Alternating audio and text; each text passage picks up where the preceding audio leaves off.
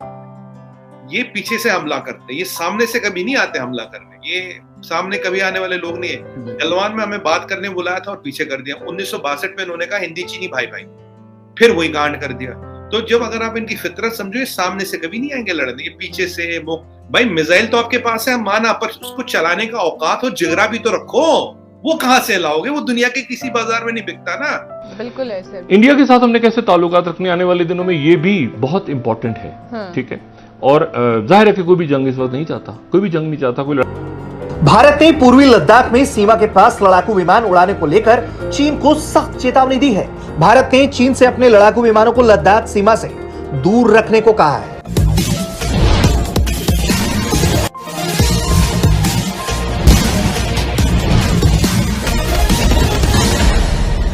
चाहे चीन द्वारा 1962 में भारत पर हमला करना हो या फिर 2019 में गलवान घाटी का मामला हो, हमेशा चीन भारत के पीछे से वार करता है। शायद वह सामने से लड़ने की हिम्मत नहीं जुटा पाता, लेकिन अब भारत भी चीन की चालाकियों को समझ लिया है और ऐसी तैयारी किया है कि चीन को उसकी भाषा में ही जवाब मिलेगा।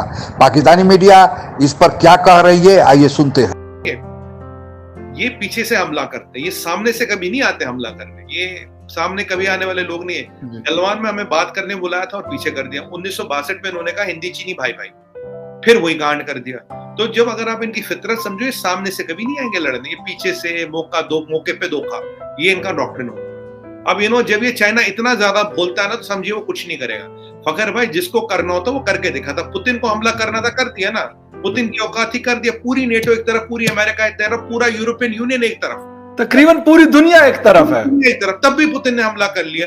अब इनकी औकात थी, हमला क्यों नहीं किया? अब आप इसकी चाइना अपने आप को दिखाता है इनकी औकात है नहीं। जब टाइम आता है ये पतली गली से निकल लेते हैं। अच्छा देखिए, इंडिया पाकिस्तान में भी लड़ाई, पर आर्मी आमने सामने आती है, हमला होता है, जवाब दिया जाता है उसका। पर ये नहीं, ये क्या, ये ऐसे हवाई फायर। मैंने कहा ये फेसबुक वॉरियर है, ये फेसबुक पे वो ग्लोबल टाइम्स फोटो सब छाप। भाई मिसाइल तो आपके पास है माना, पर उसको चलाने का औकात और जिगरा भी तो रखो। वो कहां से लाओगे? वो दुनिया के किसी बाजार में नहीं बिकता ना।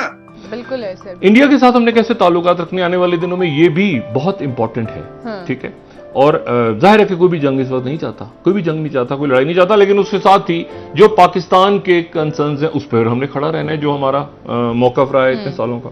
तो बड़ी एक डिफिकल्ट सूरत हाल है इसमें ये उछल कूद और चुगलबाजी और हंसी मजाक हर वक्त अच्छा भी नहीं। लेकिन ये जो ताइवान का मसला है, देखिए एक बहुत बड़ा मसला खड़ा करके नैन्सी पेलोसी चली गई हैं। जापान में है वो, और जापान में है, और जो मशकें हैं चाइना की, एक तो चाइना ने अपने तमाम तर जो दिफाई उनके मुज़ाकरात थे वो तोड़ दिए, ख़त्म कर दिए उन्होंने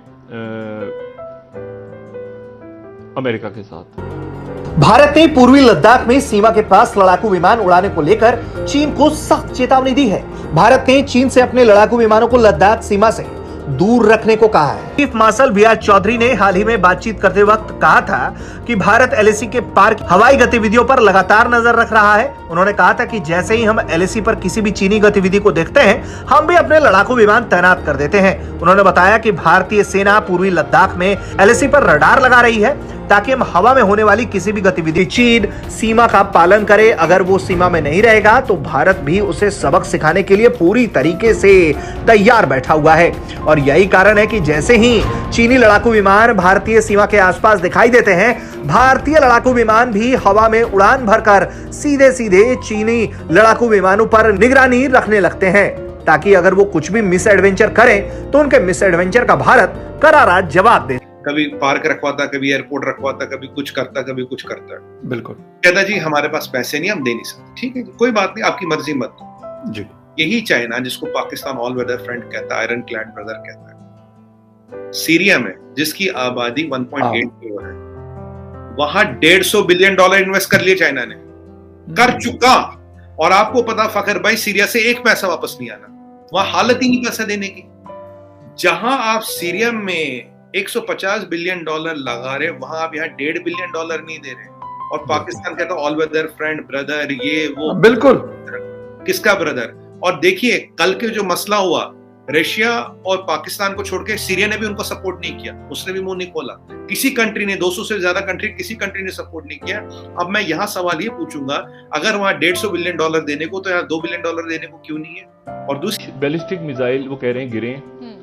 अब ये उस वक्त गिरे हैं जब वहां पर नैन्सी पेलोसी मौजूद थी, और नैन्सी पेलोसी की मौजूदगी में ये जहन में रखें कि वो मिसाइल गिरे हैं, और जापान जो है वो क्वाड का हिस्सा है, और क्वाड में जापान है, इंडिया है जी, ये 4 ममालिक का जो क्वाड है। अब पहले तो इंडिया के साथ मसला हुआ और वो अभी तक छिड़ा हुआ है, बल्कि और एग्रीवेट होने जा रहा है कमिंग डेज के अंदर, उनकी और हाईवेज वगैरह बन रही है। अमेरिका या तो एक ऐसी स्टेज के ऊपर, कुछ कमेंटेटर्स का कहना ये है कि एक ऐसी सिचुएशन क्रिएट हो रही है जहां अमेरिकन जापान से कहेंगे जापानीज सॉइल के ऊपर, उनकी ट्रूप्स तो हैं जाहिर है वहां पे, लेकिन वो कहेंगे कि हम न्यूक्लियर वेपन्स यहां पे लेकर आए आपकी हिफाजत के लिए, और जापान मजबूर होगा कि वो अमेरिका को अलाउ करे। के तौर पे जैसे अफगानिस्तान है, तो अफगानिस्तान को आपने असला देते गए, लड़े, लेकिन मसला ये कि वो तबाही आई है वहां पे, वो रीबिल्ड कौन करेगा? उनकी अरसर नौ वहां पर जो स्कूल खुलने हैं, सड़कें खुलनी हैं, उनके नॉर्मल जिंदगियां वापस आनी है, तो वो कैसे आएंगी? या सीरिया में कैसे आएंगी? या लीबिया में मुल्क तबाह हो जाते हैं, वो उनको वापस रीबिल्ड नहीं कर। नहीं लड़ते, हम लड़ेंगे ना लड़ेंगे। जो हमारा अमेरिका के साथ एग्रीमेंट अगर डॉकिंग का है, रिफ्यूलिंग का, वो हम देंगे। देखिए चाइना हमारा एडवर्सरी है, इसमें कोई डाउट नहीं है, ये हम बिल्कुल कहते हैं, मानते हैं, जानते हैं, इसमें कहने में कोई शर्म नहीं है। पर हाँ, अमेरिका हमारी बेसिस यूज नहीं करेगा, हमारे कोई हम उनके लिए नहीं लड़ेंगे। इंडियन एयरफोर्स का जहाज अमेरिका के लड़ने के लिए नहीं उठेगा ना, इंडियन नेवी का शिप जाएगा अमेरिका की लड़ाई लड़ने, वो हम नहीं जाएंगे। बाकी जो हमारे म्यूचुअल डिफेंस एग्रीमेंट है, जैसे हमारा डॉकिंग का एग्रीमेंट है जापान के साथ, हमारा डॉकिंग का एग्रीमेंट है सिंगापुर के साथ, क्या वहाँ डॉक कर सकते हो, यहाँ डॉक कर सकते, जो एग्रीमेंट्स होंगे वो सपोर्ट करने पड़ेंगे। उसके अलावा भी कुछ मदद करनी पड़ेगी। देखिए चाइना का हमसे कोई रिलेशन अच्छा तो है नहीं, अगर यही रिलेशन अच्छा होता तो शायद हमारी स्ट्रेटजी दूसरी होती। अब आप देखिए, हाँ, तो हमारी तो अभी 1 लाख फौज तो डिप्लॉय नहीं है ना LAC पे, वो तो है ही। तो अब इतने जो ये लफड़े झगड़े हो रहे हैं यहाँ पे, तो अब देखिए चाइना को भी कभी न कभी ये डिसाइड करना पड़ेगा वो चाहता क्या है। भारत और चीन के बीच सीमा रेखा 3488 किलोमीटर है, जिसे LAC यानी लाइन ऑफ एक्चुअल कंट्रोल कहते हैं। बहुत बार लोग LAC और LOC में कंफ्यूज कर जाते हैं। LOC दरअसल पाकिस्तान और भारत के बीच सीमा रेखा को LOC लाइन ऑफ कंट्रोल, और भारत और चीन के बीच सीमा रेखा को LAC यानी लाइन ऑफ एक्चुअल कंट्रोल करते हैं। भारत और तिब्बत के बीच जो सीमा रेखा है उसे मैकमोहन लाइन कहते हैं।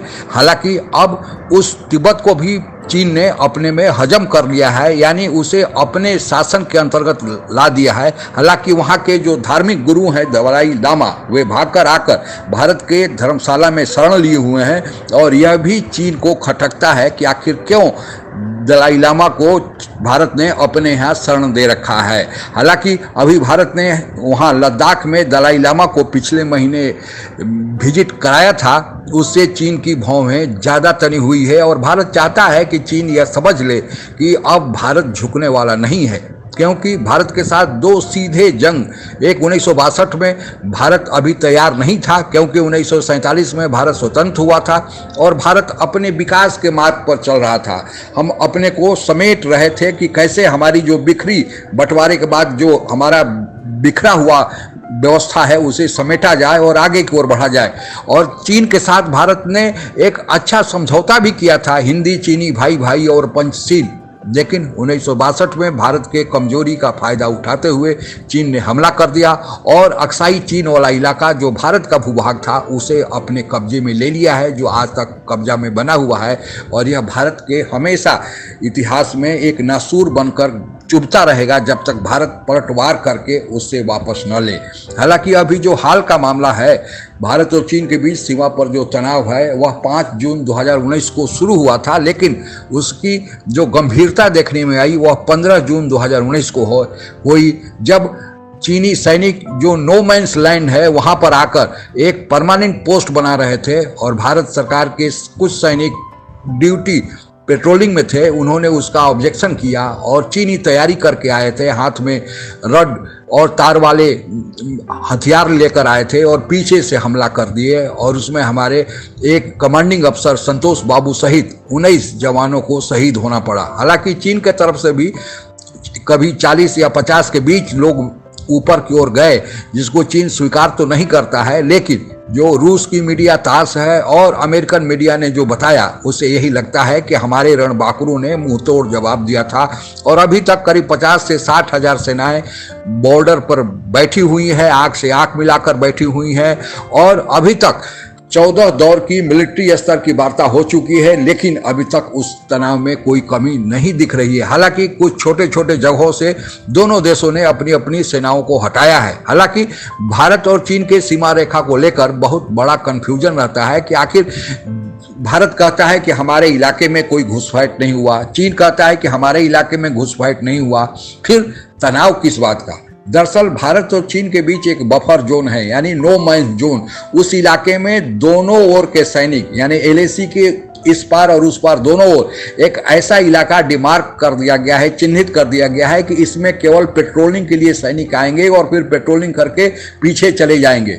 अब भारत जो बढ़ा है उसी नो मैन्स लैंड में बढ़ा है और चीन जो बढ़ा है उसी नो मैन्स लैंड में बढ़ा है। जो एक्चुअल LAC है उस पर आगे पीछे कोई नहीं गया है। तो अगर नो मैन्स लैंड में भारत गया है या चीन आया है तो घुसपैठ कहा जाएगा, लेकिन अगर LAC को देखा जाए तो न तो चीनी सैनिक LAC के भारत के साइड में आए हैं, न भारत ही LAC के उस पार गया है। तो इस प्रकार से अगर देखा जाए तो कोई भी देश किसी दूसरे देश में नहीं जाएगा और यह तब भारत और चीन के बीच तय हुआ था कि दोनों देश एक नो मैन्स लैंड रखेंगे, बफर जोन LAC के इस पार और उस पार, और यहाँ पर कोई सैनिक अभ्यास या कोई कार्रवाई नहीं होगी, कोई देश यहाँ पर परमानेंट पोस्ट नहीं बनाएगा और साथ ही दोनों देश इस सीमा पर जो 3488 किलोमीटर की LAC है, यहाँ पर जो भी दोनों देश प्रहरी रखेंगे या जो सैनिक रखेंगे वे बिना हथियार के होंगे। लेकिन चीन इसी का फायदा उठाकर जो सैनिक जो 15 जून 2019 को गलवान घाटी में किया, वह हथियार यानी फायर आर्म्स तो नहीं लाया था, बंदूक तो नहीं लाया था, लेकिन जो लाठी डंडे लाया था उस लाठी डंडों में तार बांधा था। तो यह उसकी हमेशा से चाल रही है कि पीठ पीछे वार करता है। भारत भी अपने को इतनी मजबूती से ऊपर की ओर सामरिक दृष्टि से ले गया है कि चीन को भी पता है कि भारत से अब लड़ेगा तो उसका क्या हश्र होगा। आज के लिए बस इतना ही। जय हिंद। आप अगर हमसे जुड़ा रहना चाहते हैं तो कृपया मेरे चैनल को सब्सक्राइब करें तथा बेल आइकन भी दबा दें ताकि नई वीडियो की जानकारी तुरंत आप तक पहुंच जाए। धन्यवाद। जय।